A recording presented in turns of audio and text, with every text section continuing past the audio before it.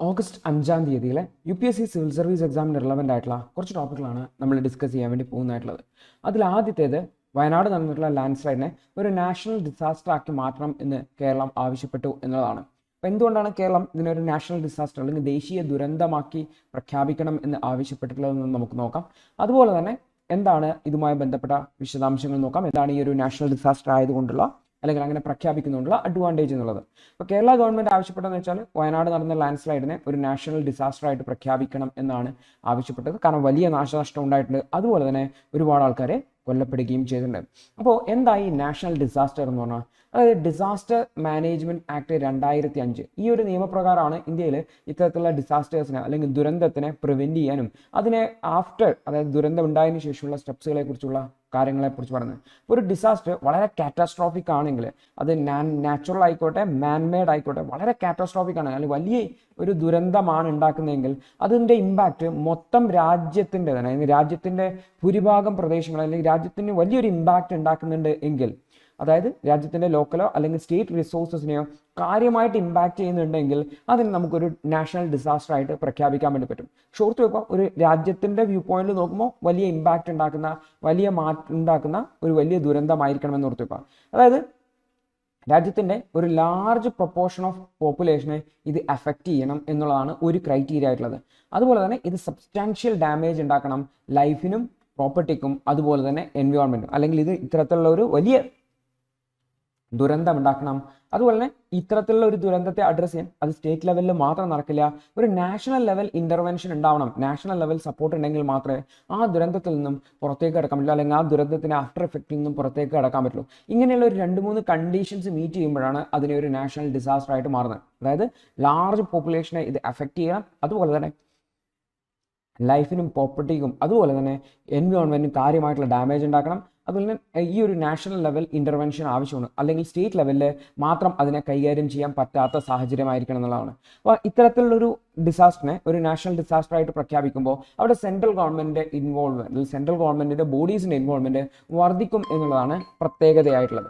അതായത് national disaster response fund, സാധാരണ ഒരു ചെറിയ ദുരന്തം ഉണ്ടായാൽ തന്നെ നാഷണൽ ഡിസാസ്റ്റർ റെസ്പോൺസ് ഫണ്ടിന് NDRFനെ നിയോഗിക്കാറുണ്ട്. അപ്പോൾ ഇത്തരത്തിലുള്ള NDRFനെ നിയോഗിക്കും, അവർക്ക് അഡീഷണൽ ഫണ്ടിങ് കൊടുക്കും, പ്രത്യേകിച്ചും ആ അഫക്റ്റഡ് സ്റ്റേറ്റ്സിൽ റീഹാബിലിറ്റേഷൻ റിലേറ്റഡ് ആയിട്ടുള്ള മെഷേഴ്സ് എടുക്കുന്നത്. നിലവിൽ NDRF ആക്ച്വലി ആൾക്കാരെ രക്ഷിക്കാൻ വേണ്ടി റെസ്ക്യൂ ഓപ്പറേഷൻസിലാണ് പോകുന്നതെങ്കിൽ അവരെ പുനരവധിപ്പിക്കുന്നതിന് വേണ്ടി റീഹാബിലിറ്റേറ്റ് ചെയ്യുന്നതിന് വേണ്ടിയിട്ടുള്ള സ്റ്റെപ്പുകളും ഈ ഒരു ഡിസാസ്റ്റർ മാനേജ്മെൻറ്റ് ആക്ടിൻ്റെ പരിധിയിൽ നാഷണൽ ഡിസാസ്റ്ററായി പ്രഖ്യാപിച്ചു കഴിഞ്ഞാൽ NDRF പ്രവർത്തിക്കുന്നതാണ്. അതുപോലെ തന്നെ നാഷണൽ കലാമിറ്റി കണ്ടിൻജൻസി ഫണ്ട് എന്ന് പറയുന്ന ഒരു എക്സ്ട്രാ ഫൈനാൻഷ്യൽ അസിസ്റ്റൻസ് അവൈലബിൾ ആവും. അതായത് already calamity relief fund sufficient അല്ല എന്നുണ്ടെങ്കിൽ സെൻട്രൽ ഗവൺമെൻറ് ഫുള്ളി ഫണ്ട് ചെയ്തിട്ടുള്ള ഒരു ഫണ്ട് ക്രിയേറ്റ് ചെയ്യുന്നതാണ്. നിലവിലുള്ള ഈ ഒരു കലാമിറ്റി റിലീഫ് ഫണ്ട് എന്ന് പറയുന്ന ഓൾറെഡി ഒരു ഫണ്ട് ഉണ്ട്.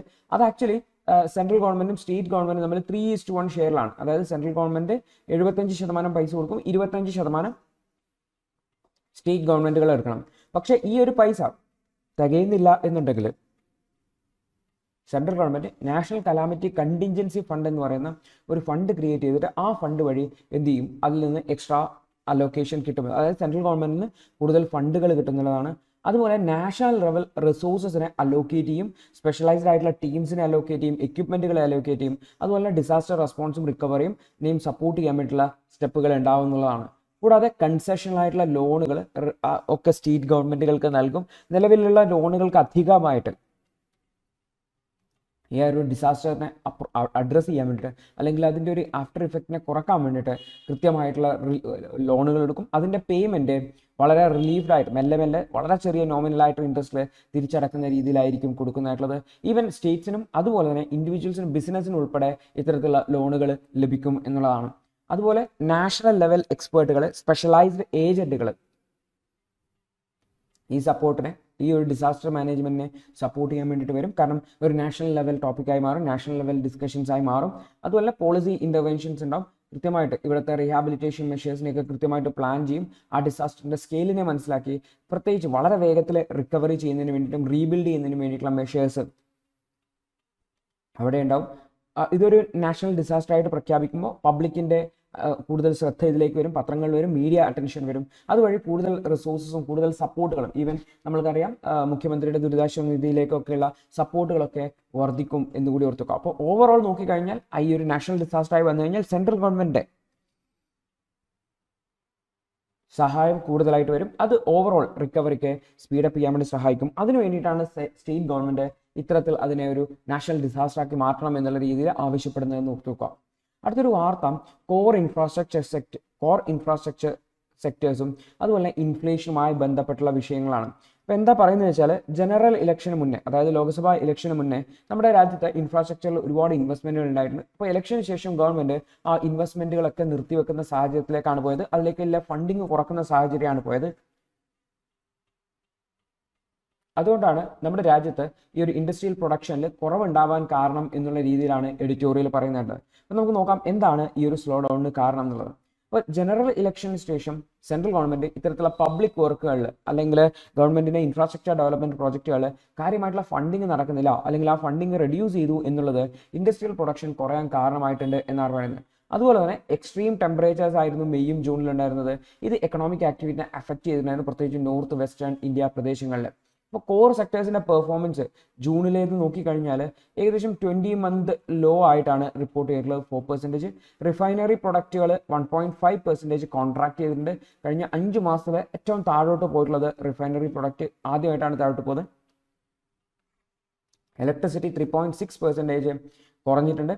അപ്പോൾ actually annual growth rate slow ചെയ്യുന്നതായിട്ടാണ് കാണുന്നത്. സ്റ്റീൽ ഔട്ട്പുട്ട് 4% ഡിക്രീസ് ചെയ്തിട്ടുണ്ട് പ്രീവിയസ് മന്ത് കമ്പയർ ചെയ്യുന്ന സമയത്ത്, കാരണം കൺസ്ട്രക്ഷനിലേക്കുള്ള ഡിമാൻഡ് കുറഞ്ഞു എന്നാണ് പറയുന്നത്. അടുത്തത് കോളിൻ്റെതായാലും ഔട്ട്പുട്ട് എന്ത് ചെയ്യണം, കോളിൻ്റെ ഔട്ട്പുട്ട് കുറച്ചുകൂടി ഇമ്പ്രൂവ്ഡ് ആയിട്ടുള്ളതാണ് കാണിക്കുന്നതായിട്ടുള്ളത്. ആക്ച്വലി നോക്കി കഴിഞ്ഞാൽ പ്രധാനപ്പെട്ട 3 ഇലക്ട്രിസിറ്റി, സ്റ്റീല്, അതുപോലെ തന്നെ റിഫൈനറി പ്രൊഡക്റ്റുകൾ താഴോട്ട് പോയതായിട്ടാണ് കാണിക്കുന്നതായിട്ടുള്ളത്. അപ്പോൾ ഇതിൽ സ്റ്റീലിൻ്റെ ഒക്കെ നമുക്ക് മനസ്സിലാക്കാൻ പറ്റും. കാരണം എന്താ, കാരണം പബ്ലിക് ഇൻഫ്രാസ്ട്രക്ചർ ഡെവലപ്മെൻറ്റ് വർക്കുകൾ കുറയുകയാണെങ്കിൽ അത് ഓട്ടോമാറ്റിക്കലി ഈ ഒരു സ്റ്റീലിൻ്റെയൊക്കെ കൺസംഷനെ ബാധിക്കുന്നുള്ളതാണ്. ഇത്തരത്തിൽ നമ്മുടെ ആ ഒരു ക്രിറ്റിസിസമാണ് ഇവിടെ ആക്ച്വലി ഓതേഴ്സ് ഹൈലൈറ്റ് ചെയ്യുന്നതായിട്ടുള്ളത്. അതുപോലെ തന്നെ HSBCയുടെ India manufacturing purchasing managers index ഓരോ മാസവും പർച്ചേസിംഗ് മാനേജേഴ്സ് ഇൻഡെക്സ് പബ്ലിഷ് ചെയ്യാറുണ്ട്. അപ്പോൾ അത് പ്രൈവറ്റ് സ്ഥാപനങ്ങൾ പബ്ലിഷ് ചെയ്യുന്നത്, സെൻട്രൽ ഗവൺമെൻറ്റിൻ്റെ ബോഡീസ് അല്ല. അപ്പോൾ ഇത്തരം സ്ഥാപനങ്ങൾ എങ്ങനെയാണ്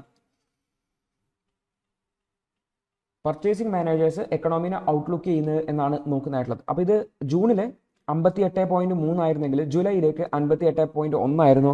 ആക്ച്വലി അവരുടെ ഔട്ട്ലുക്ക് കുറച്ച് കുറഞ്ഞു, അതായത് എക്സ്പാൻഡിങ് അല്ല, കുറച്ചൊരു കോൺട്രാക്റ്റിംഗ് ആണ് എന്നുള്ള രീതിയിലൊരു ഔട്ട്ലുക്കാണ് വന്നത്. ഇതും എന്താണ് നമുക്കൊരു റിഫ്ലക്ഷൻ ആയിട്ട് കാണാവുന്നതാണെന്ന് നമ്മൾ ഓർത്ത് വെക്കാം. അപ്പോൾ ഇതേപോലെ തന്നെ ഇൻപുട്ട് കോസ്റ്റിലെ വർധനവുണ്ടായതും ഓൾമോസ്റ്റ് എന്താണ് സെല്ലിംഗ് പ്രൈസസിലേക്കുള്ള വർധനവിലേക്ക് കാരണമായിട്ടുണ്ട് കഴിഞ്ഞ 11 വർഷത്തിലേക്ക് എന്നുള്ളതാണ് പറഞ്ഞിട്ടുള്ളത്. അപ്പോൾ അതുപോലെ തന്നെ ഇൻഫ്ലേഷനും ഒരു പ്രധാനപ്പെട്ട പ്രശ്നമായിട്ട് മാറുന്നുണ്ട്. ഒരുപാട് മെറ്റീരിയലിൻ്റെ കോസ്റ്റ്, ഉദാഹരണത്തിന് കോളിൻ്റെ ആയിക്കോട്ടെ, പാക്കേജിങ് ആയിക്കോട്ടെ, സ്റ്റീലിൻ്റെ ആയിക്കോട്ടെ, ഇതിൻ്റെ എല്ലാം കോസ്റ്റുകൾ, ഈവൻ ഇൻപുട്ട് കോസ്റ്റുകൾ, അതായത് അതിന് ഉപയോഗിക്കുന്ന റോ മെറ്റീരിയൽ കോസ്റ്റുകൾ വർദ്ധിക്കുന്നുണ്ട്. അപ്പോൾ ഇത് ഓവറോൾ പ്രൊഡക്റ്റുകളുടെ വില വർദ്ധിക്കുന്നതിന് കാരണം, അത് ഹോൾസെയിൽ ലെവലിലായിക്കോട്ടെ റീറ്റെയിൽ ലെവലിലായിക്കോട്ടെ, ഇത് ഇൻഫ്ലേഷന് കാരണം. അപ്പോൾ ആക്ച്വലി നമ്മളുടെ ഇൻപുട്ട് പ്രൈസുകൾ, അതായത് ഇൻപുട്ട് മെറ്റീരിയൽസിൻ്റെ പ്രൈസ് വർദ്ധിക്കുന്നത് ഈ ഒരു പ്രൊഡക്റ്റുകളുടെ ഔട്ട്പുട്ട് അതുപോലെ തന്നെ പ്രൈസ് വർദ്ധിക്കുന്നതിന് കാരണമാകുന്നുണ്ട്. അത് ഇൻഫ്ലേഷന് കാരണമാകുന്നുള്ളതാണ്. അതേസമയത്ത് റിസർവ് ബാങ്ക് ഓഫ് ഇന്ത്യ ആണെങ്കിൽ മോണിറ്ററി പോളിസിയെ അല്ലെങ്കിൽ നമ്മുടെ റിപ്പോ റേറ്റ് 4.8 അല്ലെങ്കിൽ ഇൻഫ്ലേഷനെ 4.8ലേക്ക് കൊണ്ടുവരാൻ വേണ്ടി ശ്രമിച്ചിട്ടുണ്ട്. നെക്സ്റ്റ് 1ലേക്ക് 5.1ലേക്ക് അത് പോകുന്നതായിട്ടാണ് കാണുന്നത്. അപ്പോൾ മോണിറ്ററി പോളിസി കമ്മിറ്റിയും ചാലഞ്ചസ് നേരിടുന്നുണ്ട്.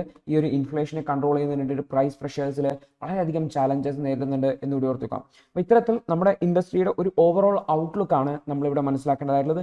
ബിക്കോസ് ഈ ഒരു ഡാറ്റ എല്ലാ മാസവും വന്നുകൊണ്ടിരിക്കും. എങ്ങനെയാണ് നമ്മുടെ എക്കണോമി പെർഫോം ചെയ്യുന്നത്, ഓരോ മാസത്തിലും എന്താണ് നേരിടുന്ന ഇഷ്യൂസ് എന്ന് മനസ്സിലാക്കാൻ വേണ്ടി ശ്രമിക്കുക. ആക്ച്വലി ഇൻഫ്ലേഷൻ എന്ന് പറയുന്നത് നമ്മുടെ എക്കണോമിനെ മെല്ലെ മെല്ലെ മെല്ലെ കാർവ് ചെയ്യുന്നുണ്ട് എന്നുള്ള ഒരു ഫീലിംഗ് ആണ് നമുക്കിവിടെ വരേണ്ടതായിട്ടുള്ളത്. അടുത്തത് ഉത്തർപ്രദേശിൽ കൊണ്ടുവന്നിട്ടുള്ള ഈ ഒരു ആൻറ്റി കൺവേർഷൻ ലോയും അതിലെ പ്രൊവിഷൻസുമായി ബന്ധപ്പെട്ടതാണ്. റീസെൻ്റ് ആയിട്ട് അമെൻമെൻറ്റുകൾ അഡോപ്റ്റ് ചെയ്തിട്ടുണ്ടായിരുന്നു ആ ഒരു ആക്ടിലെ മാറ്റങ്ങൾ. ആ ഒരു അമെൻമെൻറ്റുകൾ എന്താണെന്ന് നമുക്ക് നോക്കാം. ദി ഹിന്ദുവിന്റെ ഇന്നത്തെ വിശകലനം കണ്ടതിന് നന്ദി. നിങ്ങൾക്ക് ഇത് സഹായകരമായെന്ന് വിശ്വസിക്കുന്നു. ഇന്നത്തെ ബാക്കിയുള്ള വാർത്തകളുടെ വിശകലനത്തിനു വേണ്ടി ഞങ്ങളുടെ ന്യൂസ് അനാലിസിസ് ക്ലാസ്സിൽ ജോയിൻ ചെയ്ത് പഠിക്കാവുന്നതാണ്. ഒരു മാസം വെറും 159 രൂപയ്ക്ക് നിങ്ങളുടെ UPSC തയ്യാറെടുപ്പിന് ആവശ്യമായ എല്ലാ പ്രധാന വിശദാംശങ്ങളും ഉൾക്കൊള്ളുന്ന ഒരു സമഗ്രമായ ന്യൂസ് അനാലിസിസ് നിങ്ങൾക്ക് മലയാളത്തിൽ ലഭിക്കും. കൂടാതെ സിവിൽ സർവീസിനു വേണ്ടിയുള്ള ജനറൽ സ്റ്റഡീസ് ക്ലാസുകൾ കൂടി മലയാളത്തിൽ മനസ്സിലാക്കി പഠിക്കാൻ ഞങ്ങളുടെ ലേണേഴ്സ് അൺലിമിറ്റഡ് ക്ലാസ്സിൽ ജോയിൻ ചെയ്യാം. മാസം വെറും 1500 രൂപയ്ക്ക്.